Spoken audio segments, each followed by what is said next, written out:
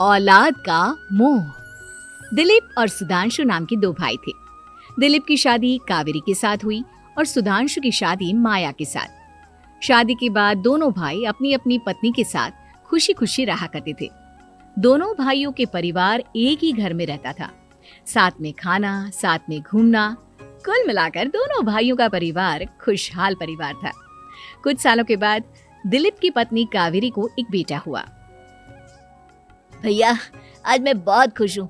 चाचा बन गया हूँ मैं। हाँ भाई साहब, इस बच्चे के घर में आने से तो रौनक आ गई है। मैं सबको बताऊंगी कि मैं तो चाची बन गई हूँ, चाची। तुम दोनों कितने अच्छे हो। हमारे बच्चे के आने से ऐसे खुश हो रहे हो जैसे ये बच्चा तुम्हारा ही हो। बस भैया, अब आपका बेटा इस दुनिया में आ गया ना, हम भी कोशिश करेंगे कि हमारा भी बच्चा जल्दी से इस दुनिया में आ जाए। और फिर आपका और हमारा बच्चा दोनों मिलकर दिन भर घर के आंगन में खेला करेंगे। कितना मजा आएगा ना। सच कहती हूँ माया, मैं भी उसी दिन का इंतजार कर रही हूँ जब तुम्हारी भी गोद भर जाएगी और मेरे बेटे को एक छोटा भाई या बहन मिल जाएगी। 1 साल बीत जाता है। दिलीप और कावेरी का बेटा अब 1 साल का हो चुका था, लेकिन सुधांशु और माया की कोई औलाद नहीं होती। माया, लगता है कि हमारी जिंदगी में बच्चे का सुख ही नहीं है। ऐसा क्यों कहते हैं? दिलीप भाई साहब का बेटा भी तो हमारा ही बेटा है ना। तुम्हारी बात बिल्कुल ठीक है माया, लेकिन फिर भी हमारा खुद का एक बच्चा होता तो कितना अच्छा होता। हाँ, कावेरी भाभी भी हमेशा कहती हैं उन्हें अपने बेटे के लिए एक छोटा भाई या बहन चाहिए। लेकिन देखिए ना, हमारी तो किस्मत ही कितनी खराब है। हमारे तो सारे ट्रीटमेंट भी फेल हो चुके हैं। डॉक्टर ने भी साफ साफ कह दिया है कि तुम कभी माँ नहीं बन सकती। वही तो सुधांशु, बहुत बुरी किस्मत है हमारी। लेकिन माया, हम अपनी किस्मत को इतना क्यों कोस रहे हैं? हम दिलीप भाई साहब के बेटे को अपने बेटे की तरह ही प्यार कर सकते हैं ना। हाँ जी, बिल्कुल सच कहा। मैं भी वैसा कर सकती हूँ। चाची हूँ, उसे छोटी माँ का प्यार नहीं दूंगी क्या? कुछ दिनों के बाद दिलीप का एक दोस्त दिलीप से मिलने के लिए आता है। अरे क्या बात है दिलीप, बधाई हो बधाई। और घर तो काफी बड़ा है तुम्हारा। वैसे तुमने अपने बेटे के बारे में क्या सोचा है? भैया, और क्या सोचेंगे, बस उसे पढ़ा लिखा कर अफसर बनाएंगे, उसकी पढ़ाई पर खर्च करेंगे। अरे भाभी, आपकी तो इतनी सारी प्रॉपर्टी है, आपको किस बात की चिंता? ले देकर एक बेटा ही तो है। अरे नहीं दोस्त, तुम गलत समझ रहे हो। इस घर में मैं और मेरा छोटा भाई दोनों रहते हैं। इस घर का आधा हिस्सा मेरे छोटे भाई का है। अच्छा, कितने बच्चे हैं तुम्हारे छोटे भाई के? भैया, उनके साथ ना कुछ प्रॉब्लम है। मेरी देवरानी कभी माँ नहीं बन सकती। अरे फिर किस बात की चिंता? अरे मैं तो कहता हूँ अपने बेटे के भविष्य के बारे में सोचिए ही मत। बस ये घर उसके नाम करवा दीजिए। देखिए, आपके भाई का भी कोई बच्चा नहीं है तो सब कुछ आपके बेटे को ही मिलना चाहिए। लेकिन ऐसा करना क्या सही होगा? अगर उनका बच्चा नहीं है तो क्या हुआ? ये घर आधा उनका है, उनकी जो मर्जी है वो करे। अरे कैसी बात करते हो? उनकी कोई औलाद नहीं है, वो क्या करेंगे प्रॉपर्टी अपने नाम रखकर? हाँ, वैसे भाई साहब, आपकी बात तो बिल्कुल सही है। अब जो कुछ भी है वो हमारे बेटे का ही तो है। आखिर वही तो इस घर के वंश को आगे बढ़ाएगा। मैं कल ही देवर जी से बात करती हूँ। अगले दिन सुधांशु और माया, इधर आओ। तुम दोनों से एक बहुत जरूरी बात करनी है मुझे। बताइए ना भाभी, क्या बात है? आपको कहीं जाना है तो आप अपने बेटे को मेरे पास छोड़कर जाइए। मैं ही पूरा दिन रख लूंगी उसे। अरे नहीं माया, वो तो मुझे पता है। मैं किसी और चीज के बारे में बात करना चाहती हूँ। बताइए ना भाभी, क्या बात है? देखिए देवर जी, आपका कोई बच्चा है नहीं, लेकिन मैं जानती हूँ कि आप हमारे बेटे को अपने बेटे की तरह ही प्यार करते हैं। भाभी, बेटी की तरह नहीं, वो हमारा ही बेटा है। मेरे लिए तो वो मेरा ही बच्चा है। वही तो फिर क्यों ना ये सारी प्रॉपर्टी हम मेरे बेटे के नाम करवा दे, क्योंकि तुम्हारा हो या मेरा, हम सबका एक ही तो है बेटा।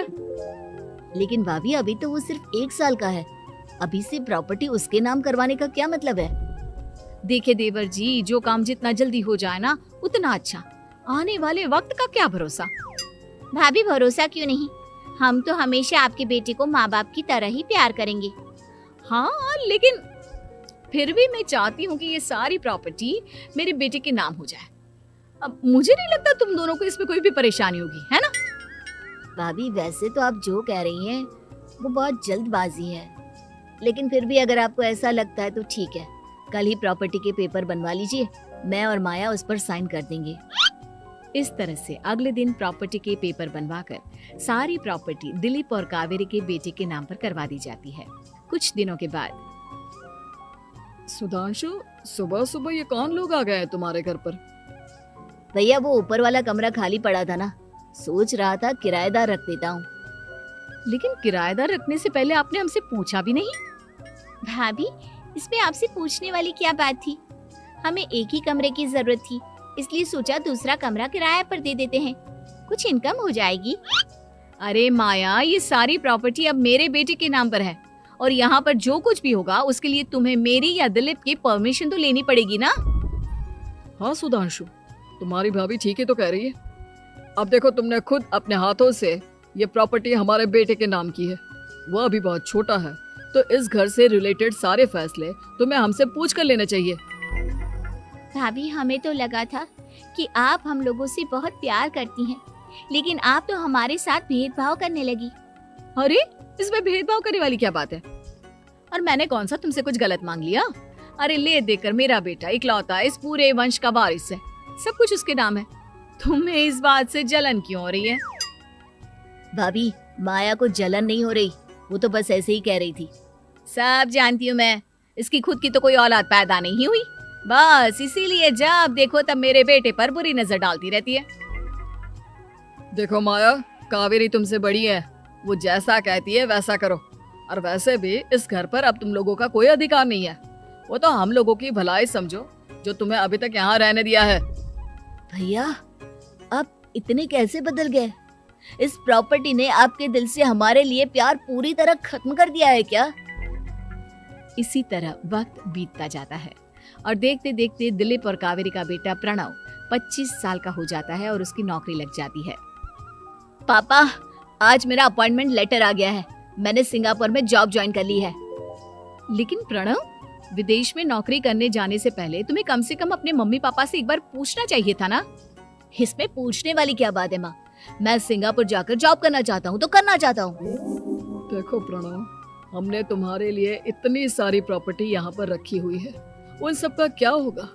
यहाँ रहो, बिजनेस करो। सॉरी पापा, मैं यहाँ रहकर कोई बिजनेस नहीं करने वाला, और ये जितनी भी प्रॉपर्टी आपने मेरे लिए संभाल कर रखी है ना, ऐसे ही किसी को दान में दे दीजिए, क्योंकि मैं सिंगापुर से वापस इंडिया आकर कभी नहीं रहने वाला। दिमाग खराब हो गया है तेरा, जानता नहीं तेरी वजह से हमने तेरे चाचा चाची से लड़ाई करके पूरा घर तेरे नाम करवा दिया था। हाँ तो ऐसा करने से पहले आपको सोचना चाहिए था ना। और मम्मा, मैं तो वैसे भी उस वक्त 1 साल का था, मेरा इस मैटर से कोई लेना देना नहीं है। कैसी बात कर रहा है ये लड़का?